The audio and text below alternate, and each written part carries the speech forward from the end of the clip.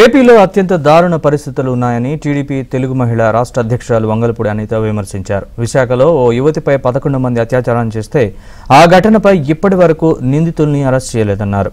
విశాఖకు వలస వచ్చిన ఒడిశాకు చెందిన యువతిపై జరిగిన అత్యాచారానికి ముఖ్యమంత్రి బాధ్యత తీసుకుంటారా అని నిలదీశారు. ఈ ఘటనపై పోలీసులు ఎందుకు గోప్యత పాటిస్తున్నారని అనిత ప్రశ్నించారు. రాష్ట్రంలో మహిళలకు రక్షణ లేకుండా పోయిందన్నారు అనిత. దళిత బాలిక ఒరిస్సాకు చెందిన దళిత బాలిక మీద 11 మంది గ్యాంగ్ రేప్ జరిగితే పరిస్థితి ఎలా ఉందిరా అంటే పోలీసులు ఇన్ఫర్మేషన్ ఇవ్వరు. తల్లిదండ్రుల్ని కలవడానికి కనీసం ప్రయత్నం చేసినా కూడా వాళ్ళని కనిపించనివ్వరు. ఇప్పటికీ ఆ ఆడబిడ్డ ఎక్కడుందో ఎవరికి తెలియదు.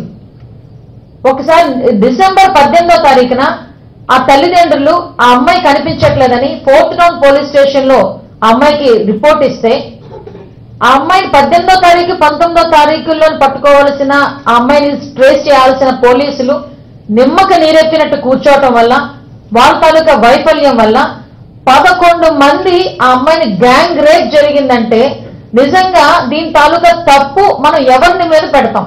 దీనికి బాధ్యత గవర్నమెంట్ తీసుకుంటుందా, పోలీస్ వ్యవస్థ తీసుకుంటుందా, నా అక్క చెల్లెములు నా ఆడబిడ్డలు అని చెప్పి ప్రగల్భాలు పలికే ముఖ్యమంత్రి తీసుకుంటాడా?